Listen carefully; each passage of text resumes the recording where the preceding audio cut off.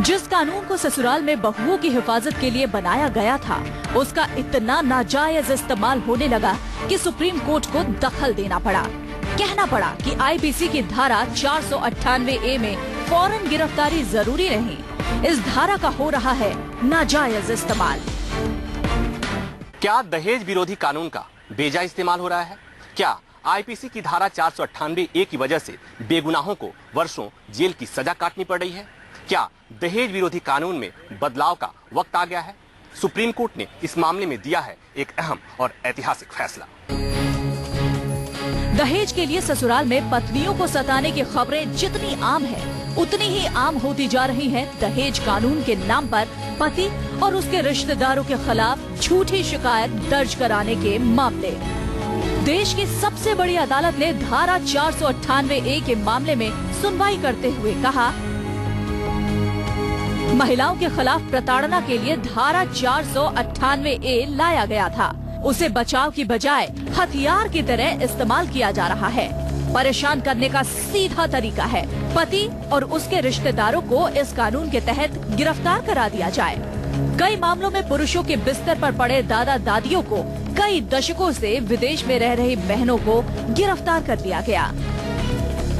Court ने ये भी कहा है कि अगर उस रीजन्स को जो मजिस्ट्रेट कोर्ट है वो कंसीडर करेगा, उसे लगता है ये रीजन्स वैलिड है, तभी अरेस्ट के लिए परमिशन दे सकता है, अदरवाइज अरेस्ट की जरूरत नहीं है। और सबसे बड़ी चीज इसमें ये है, कोर्ट ने अगर कहा अगर ये जरा से भी ये मिसयूज किया जाता है तो ना केवल पुलिस ऑफिसर बल्कि मजिस्ट्रेट भी कंटेम्प्ट और डिपार्टमेंटल प्रोसीडिंग दोनों के लिए लायबल होगा और हाईकोर्ट उसे कंटेम्प्ट में प्रोसिक्यूट कर सकता है।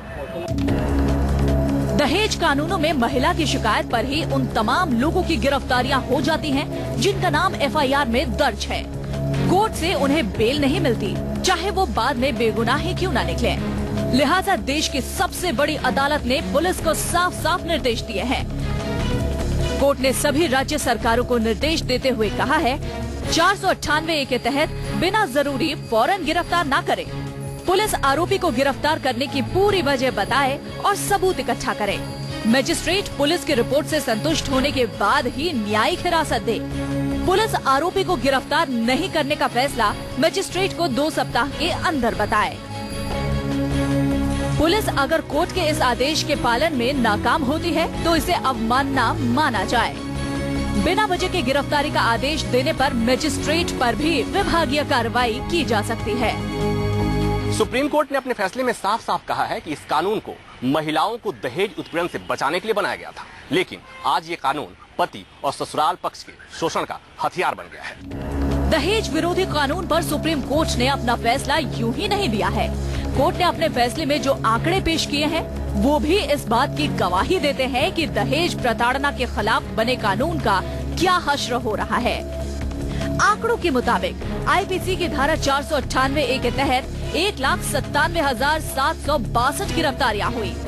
1,97,762 गिरफ्तार लोगों में 47,951 पति की मां और बहनें थीं। ये देश में अलग अलग अपराधों के लिए हुई गिरफ्तारियों का 6% है। धारा 498A के 93.6% मामलों में आरोप पत्र दाखिल हुए, लेकिन सजा सिर्फ 15% मामलों में मिली। जाहिर है सुप्रीम कोर्ट का ये फैसला उन लाखों लोगों के लिए वरदान साबित हो सकता है जिनके खिलाफ आईपीसी की धारा 498A का बेजा इस्तेमाल हुआ है, जिनकी जिंदगी का एक बड़ा हिस्सा जेल में गुजर चुका है। मामला बिहार का है, जहां एक महिला ने अपने पति और ससुराल वालों पर आरोप लगाया कि उसके ससुराल वालों ने 8 लाख रुपए, एक कार, वॉशिंग मशीन और फ्रिज की डिमांड की, और जब डिमांड पूरी नहीं हुई तो उस महिला को ससुराल वालों ने घर से बाहर निकाल दिया। हालांकि इस फैसले के बाद दहेज विरोधी धाराओं में पुलिस और कोर्ट की जिम्मेदारी और बढ़ जाएगी। प्रभाकर मिश्रा के साथ ब्यूरो रिपोर्ट, न्यूज़ 24। और इस खास पेशकश में हमारे साथ बहुत ही खास मेहमान, हमारे साथ रेखा अग्रवाल जी जो कि सुप्रीम कोर्ट की वकील हैं, अमित लखानी जो कि सेफ फैमिली फाउंडेशन के एक्टिविस्ट हैं, एनजीओ कोऑर्डिनेटर है, हमारे साथ रिटायर्ड आईपीएस और सामाजिक कार्यकर्ता किरण बेदी जी भी जुड़ रही हैं। किरण जी, मेरा पहला सवाल आपसे कि कवच के बजाय क्या हथियार की तरह इस्तेमाल हो रहा है सेक्शन 498A? मैं तो बल्कि ये कहूंगी कि दुर्भाग्य ये है कि समाज को मालूम नहीं है कि 498A के आने के बाद एक और कानून आ गया था, वो था घरेलू हिंसा कानून, डोमेस्टिक वायलेंस प्रिवेंशन 2005। अगर आप उसको इस्तेमाल करें तो कोई एफआईआर नहीं बनती, कोई गिरफ्तारियां नहीं बनती, कोई तफ्तीशें नहीं बनती, सीधा मैजिस्ट्रेट के पास जाते हैं डोमेस्टिक वायलेंस कोर्ट में, वो दोनों पार्टीज को बुलाती है और दोनों पार्टीज की भी सुनवाई होती है, पुरुष की भी सुनवाई होती है और पता चलता है कि कहां हिंसा हो रही है, कौन सी भीख मांगी जा रही है, और अगर उसमें पुलिस की हेल्प चाहिए तो कोर्ट हेल्प कर सकती है। इसका मतलब है कितना इजी है। समाज को मालूम नहीं है वो अभी, क्योंकि 498 का इतना प्रचार हो चुका है कि वो खींच खींच के 498A बनाते हैं। पुलिस भी नहीं उनको समझाती कि आप अभी पहले डोमेस्टिक वायलेंस घरेलू हिंसा कानून में चले जाओ, वहां ट्राई कर लीजिए, वहां तो दोनों की बात सुनी जाती है, पुरुष की भी शिकायत सुनी जाती है। किरण जी, ये तो तब मुमकिन है जब कानून का इस्तेमाल सही तरीके से हो रहा हो। यहाँ सवाल है कि दुरुपयोग का, क्या 498A का दुरुपयोग होता है? मैं बल्कि आपको ये बता रही हूँ कि 498 का दुरुपयोग बिल्कुल हो रहा होगा, क्योंकि कंप्लेनेंट भी खींचता है और हर उसका फायदा उठाने की। मैं तो कहती हूँ 498 से पहले घरेलू हिंसा कानून क्यों नहीं है? आप मेरा आई विश अगर सुप्रीम कोर्ट ये भी आदेश दे देती कि क्यों नहीं हम लोग अवेयरनेस और एजुकेट करते लोगों को कि 498A तक आने की जरूरत नहीं है, क्योंकि 498 एक बहुत जबरदस्त क्रूअल्टी है, हैवी क्रूअल्टी, जिसमें डाउरी डेथ की स्टेज आ जाती है। तो अगर ये स्टेज नहीं आ रही है तो पहले आप डोमेस्टिक घरेलू हिंसा कानून को नहीं यूज करते। और अब आई 498A की बात, उसमें जब भी गिरफ्तारी होती है, याद रखना ये बड़ी इंपॉर्टेंट जिम्मेवारी का कर्तव्य होता है, और ये जिम्मेवारी के दो ओपिनियन हो सकते हैं। कोई कह सकता है जल्दी कर दी, कोई कह देता लेट कर दी, कोई कह देता गलत की, कोई कह रहा की नहीं। तो हर गिरफ्तारी के दो पहलू 100% होते हैं, और ये जरूरी नहीं कि पुलिस ऑफिसर 100% ठीक हो या 100% गलत हो। ये मैं कहना चाहता हूँ। किरण जी, आप कह रही हैं ये क्रूएलिटी है। 2013 में सुप्रीम कोर्ट ने भी कहा था ये लीगल टेररिज्म है। रेखा जी, आप मानती हैं लीगल टेररिज्म है? 2012 में 2 लाख गिरफ्तारी हुई, जो 2011 के मुकाबले 9.4% ज्यादा है। देखिए, मैं ये बहुत बड़ा शब्द लीगल टेररिज्म से तो अग्री नहीं करती। जैसे किरण बेदी जी ने भी कहा कि हर चीज के दो पहलू होते हैं। कानून बना था, एक बेनिफिशियल लेजिस्लेशन है, और ये उन केसेस के लिए बना था जहां पर क्रूअल्टी इतनी एक्सट्रीम हो, शारीरिक क्रूअल्टी इतनी एक्सट्रीम हो कि उसकी मौत ही हो जाए, लड़की की डाउरी डेथ हो जाए, या दूसरे पहलू में होता है कि उतना मानसिक टॉर्चर उसके ऊपर, लड़की के ऊपर होता है कि वो लड़की सुसाइड तक करने की सोचे। उन दोनों एक्सट्रीम्स के बीच में भी एक ग्रे लाइन है कि वाकई के अंदर उसकी कंप्लेंट जेन्युइन है कि नहीं है। तो ये बात अलग है। एक बहुत बड़ी त्रासदी है इस कानून की कि जो जेन्युइन केसेस हैं, ये जो लड़कियां जो जेन्युइन में शिकायत करता है, जो इतनी हर तरीके से कमजोर हैं कि उनके साथ हर तरीके का शारीरिक या मानसिक अत्याचार होता है, उनमें इतनी हिम्मत भी नहीं हो पाती है कि वो जाके अपनी कंप्लेंट को दर्ज करें। उसका दूसरा ऑपोजिट ये देखते हैं कि कुछ बेवजह जो मोस्टली जो घरेलू हिंसा की कंप्लेंट होती है, जिनको हम कहते हैं कि घर के अंदर बर्तन तो बचते ही हैं जब इकट्ठे होते हैं, तो छोटी छोटी चीजों को भी दहेज कानून के उत्पीड़न की एक गुहार लगा के वो वुमन सेल पहुंच जाती है। तो एक यूज है, एक मिसयूज है। तो ये नहीं कह सकते कि ये 498 कानून जो है वो बिल्कुल बेकार है, उसको स्क्रैप कर देना चाहिए। लेकिन इसका गलत इस्तेमाल होता है। हो सकता है, 3 लाख, रेखा जी, 3,72,706 केस की सुनवाई अभी चल रही है और 3,17,000 मुकदमों में आरोपियों की रिहाई की संभावना है। मेरा सवाल अमित जी आपसे, आप मान रहे हैं कि सुप्रीम कोर्ट की इस व्यवस्था के बाद एक उम्मीद की किरण जगी है कि 498 का अब दुरुपयोग नहीं होगा? जी, पहले तो मैं ये कहना चाहूंगा कि जो ऑनरेबल सुप्रीम कोर्ट की जजमेंट है, भारतीय पुरुष, भारतीय परिवार जो है इसका बेहद स्वागत करते हैं। आज 64,000 से अधिक विवाहित पुरुष हर साल आत्महत्याएं कर रहे हैं और इस मुद्दे को कभी भी गंभीरता से नहीं लिया गया है। आज पहली बार ऐसा हुआ है कि सुप्रीम कोर्ट ने इन मुद्दों को थोड़ा सेंसिटिवली लिया है। और इसके साथ मैं ये जोड़ना चाहूंगा कि पहले भी सुप्रीम कोर्ट की कुछ ऐसी स्टेटमेंट्स आई हैं जिसमें, जैसे कि आपने बताया कि लीगल टेररिज्म का शब्द इस्तेमाल किया गया। देन मलिमत कमेटी की 2003 में रिपोर्ट आई थी जिसमें कहा गया था कि 498A को बेलेबल कर देना चाहिए। अभी रिसेंटली लॉ कमीशन की रिपोर्ट में भी इसका इतना वृहद स्तर पे दुरुपयोग हो रहा है कि कहा गया कि इसको बेलेबल कर देना चाहिए। तो जो दुरुपयोग, किरण जी, मेरा सवाल आपसे ये कि कानून यह कहता है कि 498 में किसी को भी बंद कर दो, यह चिंता कतई मत करो कि वो निर्दोष है या नहीं, क्योंकि पकड़े गए व्यक्ति को खुद ही सिद्ध करना होगा कि वो दोषी नहीं है। कोर्ट ने कहते हुए कहा कि पुलिस और मजिस्ट्रेट की भूमिका अहम हो जाती है। मैं आपका क्वेश्चन थोड़ा क्लियरली नहीं समझी, आपका शॉर्ट क्वेश्चन क्या है? किरण जी, क्या आपको लगता है यहां से पुलिस और मजिस्ट्रेट की भूमिका अहम हो जाती है, क्योंकि इस तरह के मामले में दोषी को, आरोपी को खुद सिद्ध करना होता है वो दोषी है या नहीं?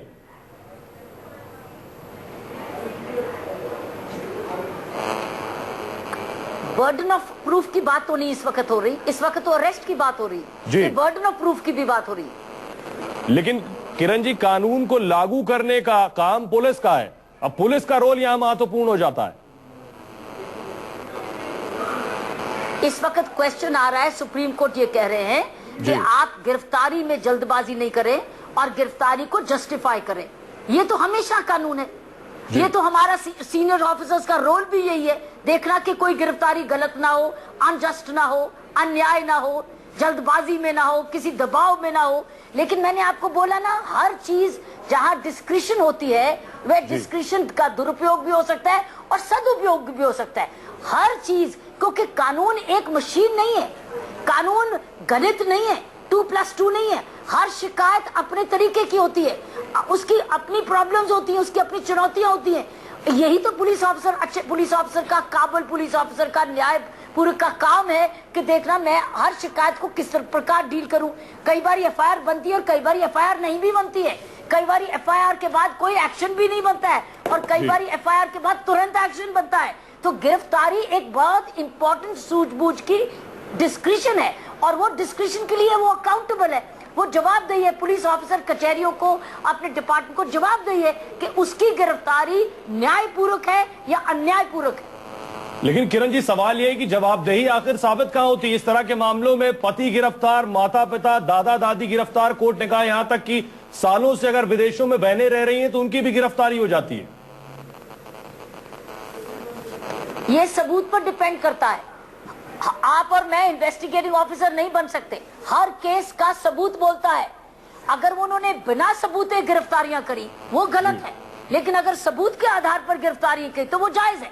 हर केस बोलता है, हर केस का अपना सबूत होता है, हर केस किरण जी, का आप कह रही हैं सबूत पर निर्भर करता है, लेकिन मैं आपको बताऊं कि ऐसे 93.6% मामलों में चार्जशीट फाइल होती है, लेकिन 15% दर है सजा की।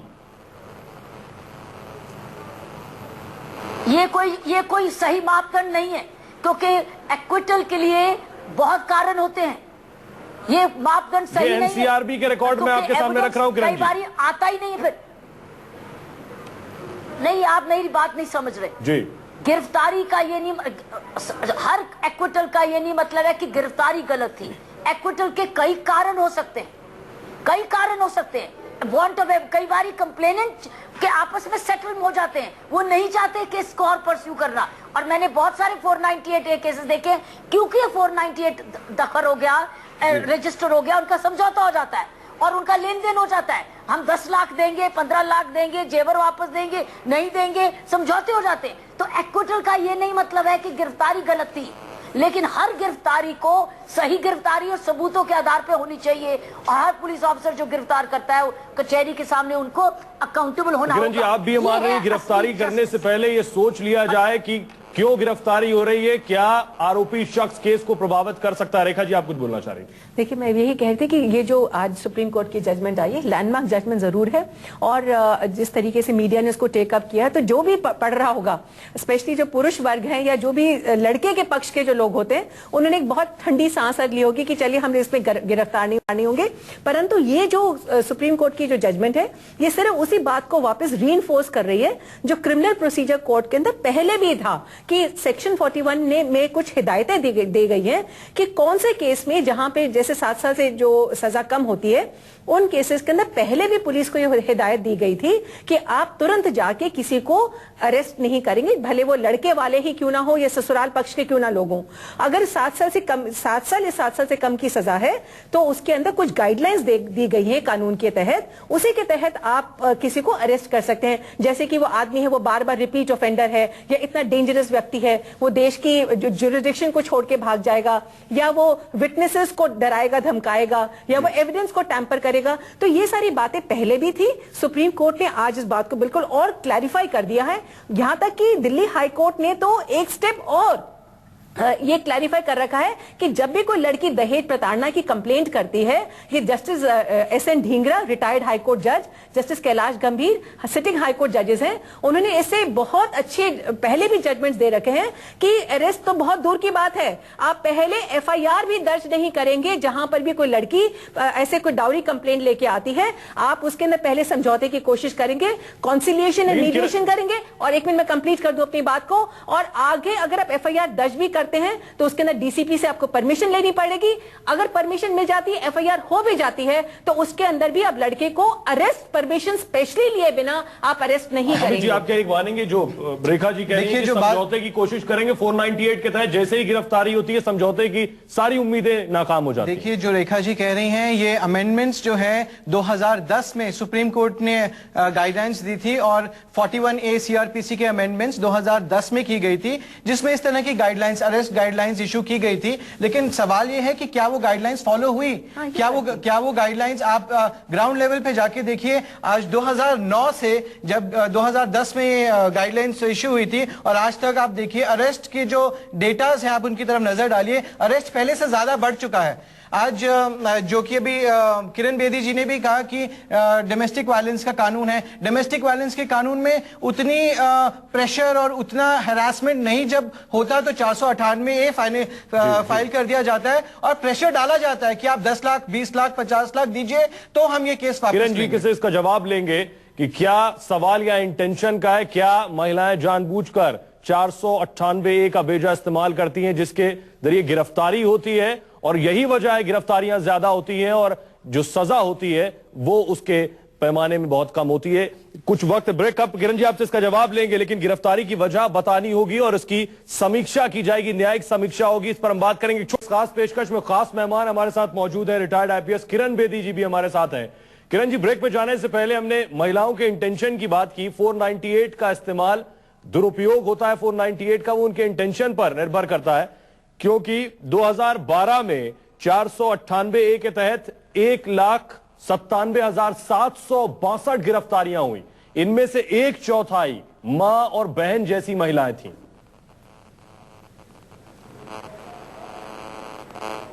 हाँ, तो जब आप घरेलू हिंसा की बात करते हैं और दहेज की बात करते हैं तो हमारे क्योंकि एक्सटेंडेड फैमिलीज होती हैं, उसमें sisters in law, mother's in law involve होती हैं। ये हमारी एक सामाजिक रियलिटी है। वो जायज है, ये वो होता है, ये नहीं होता है, एग्जैजरेटेड है, ये नहीं है, तो ये तो हर केस बता सकता है। आप जनरली नहीं कह सकते कि सभी झूठ बोल रहे हैं और या सभी सच बोल रहे हैं, क्योंकि केस टू केस में बहुत फर्क होता है।